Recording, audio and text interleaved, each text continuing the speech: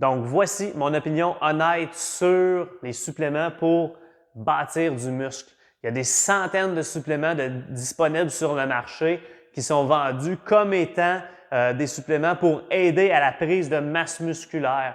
La réalité, c'est que c'est une très petite portion de ces suppléments-là qui ont vraiment été démontrés comme clairement efficaces à ce but et on peut facilement gaspiller énormément d'argent dans des suppléments qui nous auront au final probablement même pas donné de bénéfices additionnels en termes de gain de masse musculaire. Donc aujourd'hui, je vais vous parler des deux suppléments qui valent vraiment la peine et que en fait tout le monde qui veut bâtir du muscle devrait avoir dans leur arsenal d'outils pour les aider. Fait que le premier, c'est d'une évidence et c'est probablement le plus populaire, mais c'est tout ce qui est poudre de protéines, OK? Que ce soit de la whey, de l'isola, de protéines bovines, protéines végétales, peu importe. L'idée est d'aller chercher davantage de protéines sous forme de poudre. Est-ce que c'est essentiel? Pas du tout, OK? Est-ce que c'est un bon outil? Absolument, OK? La première raison pourquoi que c'est intéressant d'utiliser les poudres de protéines, c'est pour le prix. Parce que même si ça nous apparaît cher sur le coût d'acheter un pot de protéines à peut-être 90 le pot de 2 kg, la réalité est que si on fait un comparatif gramme par gramme de protéines, les protéines en poudre, même les plus dispendieuses, reviennent moins cher que des aliments complets. Donc, c'est quand même intéressant pour cette raison-là. Une autre raison pourquoi c'est intéressant, c'est que ça devient plus facile d'avoir un contrôle de nos macronutriments. Okay?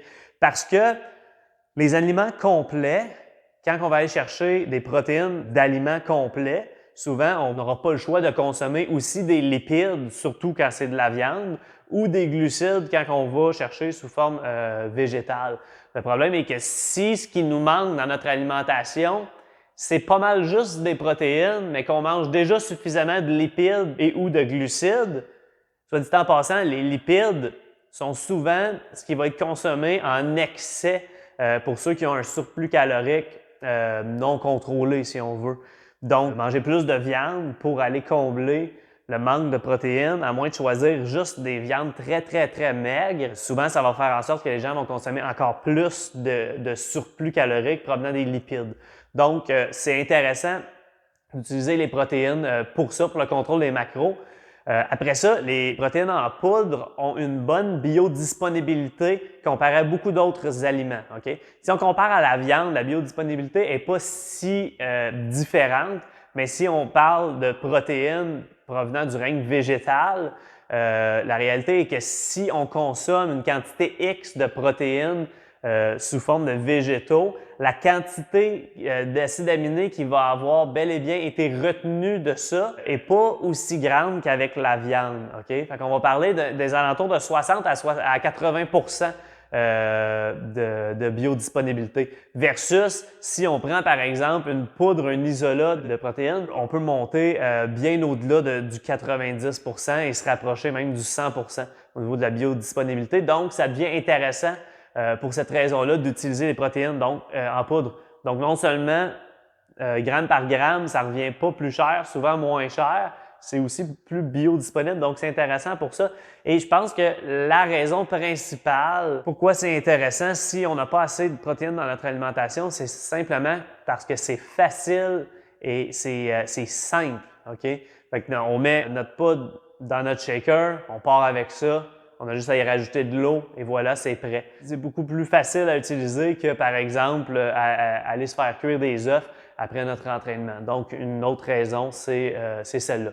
Donc, définitivement, les protéines en poudre, c'est un gros must pour quiconque veut bâtir de la masse musculaire. L'autre supplément le plus intéressant à ce niveau-là, c'est définitivement la créatine. Donc, il faut comprendre qu'il y a différentes formes de créatine, la créatine monohydrate étant la moins chère, et ils sont tous également efficaces. Donc, on veut y aller vers la créatine monohydrate. C'est le supplément sportif le plus étudié. Donc, il y a eu au-dessus de 700 études scientifiques qui ont été faites uniquement sur la créatine. Okay? Principalement, le bénéfice principal, ça va être le gain au niveau de la force et de la puissance. Donc, il y a au-dessus de 60 études qui ont été faites juste sur ce sujet spécifique-là au niveau de la créatine et la différence est significative. Donc, au niveau du gain de force et du gain de puissance, ça a un effet très intéressant parce que qu'est-ce que ça va faire, la créatine? Ça va saturer nos réserves de créatine phosphate dans nos muscles, qui est la source d'énergie numéro 1, la première source d'énergie qui va être utilisée quand on va faire un effort de haute intensité. Donc, si on veut faire une expression de force ou de puissance, si on a davantage de réserves de créatine, on va être capable de maintenir notre pic de force pendant quelques secondes additionnelles. Donc, c'est très intéressant. C'est très intéressant pour ça. Ça a été démontré, très efficace aussi pour le gain de poids, plus spécifiquement le gain de masse maigre. Mais même, c'est le supplément avec la caféine qui a le plus grand effet au niveau de la fatigue. Donc, si on veut freiner la fatigue, qu'on a besoin d'un boost, d'être plus vif, la créatine est un supplément qui est très intéressant parce que ça ne donne pas juste de l'énergie au niveau des muscles, mais aussi au niveau du cerveau. Ça a même été démontré efficace pour des traumatismes crâniens, donc certains effets secondaires de gens qui ont eu des dommages au niveau du cerveau, supplémentés en créatine aidait à ce niveau-là. Ça a des effets aussi sur la gestion de la glycémie. Donc, notre taux de sucre suite à un repas va piquer de 11 à 22% moins en utilisant la créatine. Donc, c'est intéressant pour ça. Et c'est probablement pour cette raison-là que ça a aussi été démontré efficace pour améliorer la resynthèse de glycogène dans les muscles. Donc, le glycogène, c'est une autre forme d'énergie qui est stockée dans nos muscles. La créatine aide à maximiser ça, ce qui aide aussi pour le gain de masse musculaire. Ça a été démontré efficace pour diminuer les symptômes de dépression et aussi pour améliorer les fonctions cognitives chez les personnes âgées. Donc, la créatine, c'est un supplément qui est très efficace, très bénéfique et qui coûte pas cher, OK? Il y a beaucoup de mythes autour de la créatine. Je pense que le plus problématique, c'est le mythe comme quoi que c'est dur sur les reins.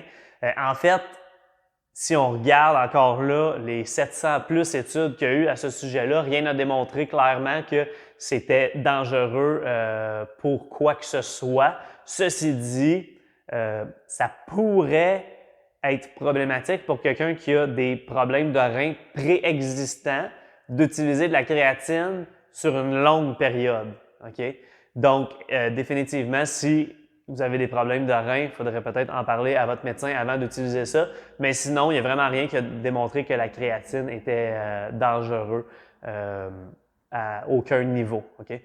Donc, les deux suppléments qui valent vraiment la peine, c'est tout ce qui est poudre de protéines et la créatine monohydrate. Donc, j'espère que vous avez trouvé ça intéressant. J'espère que ça va vous aider à faire des choix plus éclairés. Et s'il vous plaît, si vous pouvez partager, ça va m'aider grandement. Donc, je vous dis à la prochaine.